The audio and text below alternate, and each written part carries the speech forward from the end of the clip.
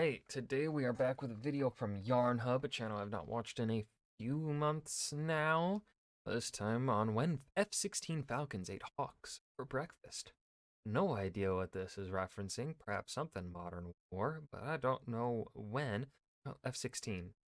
Be the 90s? Would this again be Serbia? No. Maybe Gulf War? I guess. Maybe it's a war game? I don't know. Find out. It's the early morning of February the 28th, Yep. Back in Yugoslavia. 1994, and 6 volunteer pilots are on a bombing mission in violation of a NATO no-fly zone. The leader of the flight is pilot Ranko Vukmirovic from the Bosnian Serb Air Force. He and his men. God, their animations have improved so much since I first started watching them. Are in Yastreb J-21 jets, which are no match for the NATO F-16s in speed, maneuverability, or weapons. The Yastreb pilots are trying to keep below radar height, but now, with the target getting close, they're forced to ascend to 2,000 meters to start the attack run on a weapons factory. In doing so, the aging Serbian jets light up the watching NATO radars. 50 miles away, 2 patrolling F-16s are informed of the J-21's presence. Black Flight, you have 6 bogeys. BRAA 320 for 52 at 7,000. Flanking. Copy that. The F-16s bank towards the target. In an attempt to shorten the war, NATO has set up a no-fly zone, and the F-16s have been sent on a route to intercept. Only 2 of them. Vukmirovic gets a visual 6. on his target Okay. and arms his bombs. The flight positions themselves in pairs, one after the other, when suddenly a transmission comes through the radio. A pit grows in Vukmirovic's stomach. He can clearly see the trails of the 2 American Air Force jets dead ahead of them. He takes a deep breath. In previous missions, the American jets have only watched and warned the enemy, but not engaged. Vukmirovic knows if the F-16s had wanted to shoot him, they could have done so from miles away. But his eyes go wide as he sees the 2 F-16s approach at breakneck speed and roar through and past the Bosnian Serb flight. I love how they they did such a good job in showcasing the different speeds here of the F-16 and then the Hawks. Jesus! Did you see those old Yugos? Despite the show of force, the Serbian pilots are not distracted and keep their eyes on their objective. The Yastrebs are old tech and still use optical sights. No way. And as the target drifts into the crosshairs, the aging planes release and drop their rudimentary but effective 550-pound bombs on target, striking them from different directions. They dropped bombs. Understood. You're clear to engage. Weapons free. Oh, okay, so they had to wait for the payload to, okay. Roger, moving to engage. This is gonna be shooting fish in a barrel. At the very rear of the formation, pilot Zlatan Sirnalic watches the last of the bombs strike. The 6 J-21s turn back towards their airbase, but their speed is no match for the F-16s, who sweep in behind them, lining up their sights on the very rear of the formation. The pilot switches to air-to-air mode and selects an AIM-120 missile on his right display computer. On his head-up display, a box designates the target. The F-16 pilot gets a lock and presses the weapons release button. Box 3. The missile flies off from the wingtip. The AIM-120... Crazy that they had this, this technology was already available in like 90s. Like, you think back to the stuff that was available commonly, like, but then you see what's available to the military, like, whoa. 20 AMRAAM radar-guided missile fires and locks onto the running J-21's radar signature, rapidly approaching its target. Sirnalic is scanning the skies for the Americans when he sees an enormous flash. He wonders if he's been hit, but then he sees the explosion on his wingman's left wing, immediately shredding half of it off.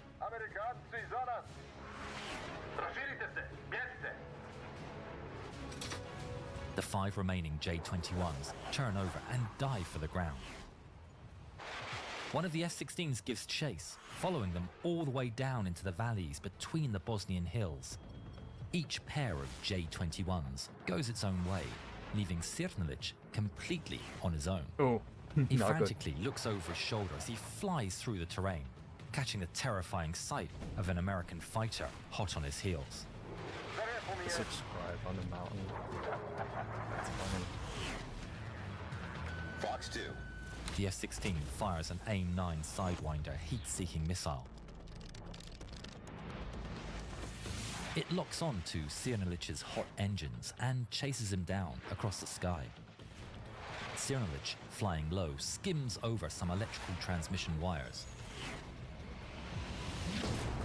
The missile explodes near the wires and his tail, cutting part of his vertical stabilizer. But he's still flying. He reports the situation, but finds his radio completely dead.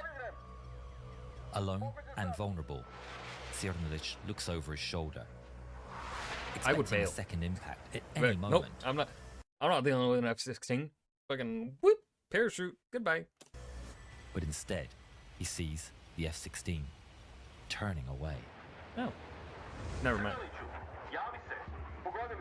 Back with Mikerevic, he and his wingman push their aircraft to their limits, racing through the valleys.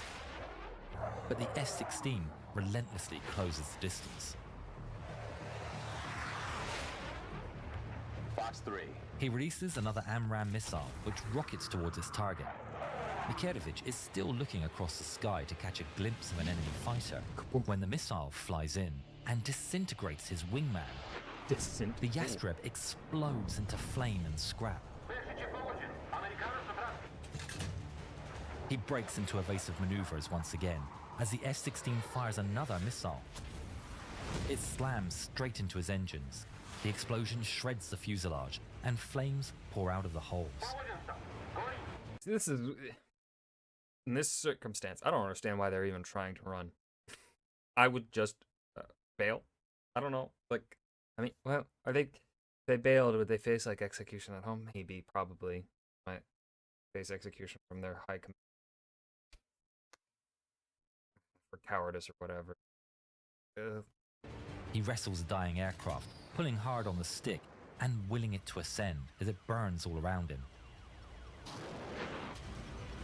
As flames engulf the cockpit, Mikerevic pulls the canopy emergency handle and ejects. The F-16 roars past as Mikerevic parachutes safely down. The F-16s continue towards the next pair of targets. They swap positions with the covering F-16 diving into action, armed with a fresh set of missiles. But their fuel is running low, and in a few minutes, they'll be forced to turn back. Approaching bingo fuel.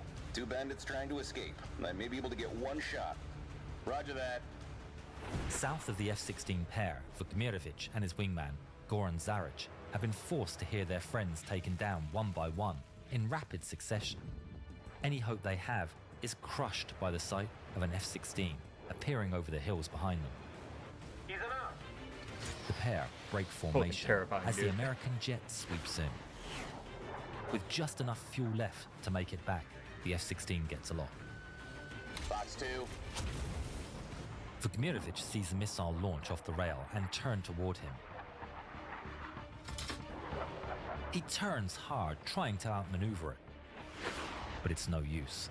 It rapidly approaches from his right and explodes just off his wing.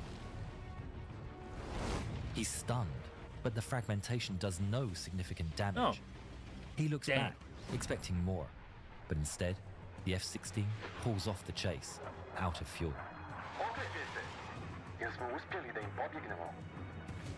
But NATO command has dispatched 2 more F-16s. Fuck. We're like, oh, we made it. Oh, here come 2 more. That's fucked up. That's some rotten luck. Vukmirovic looks back up.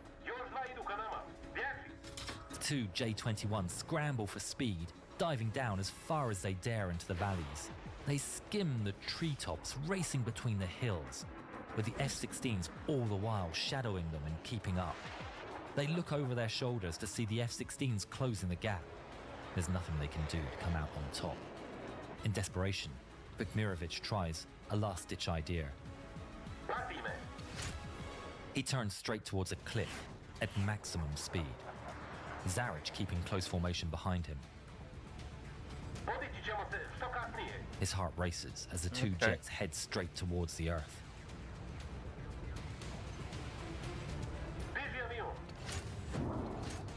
The two pilots pull their controls as hard as they can. Zaric is crushed down by the G-forces as the ground rapidly approaches his windshield.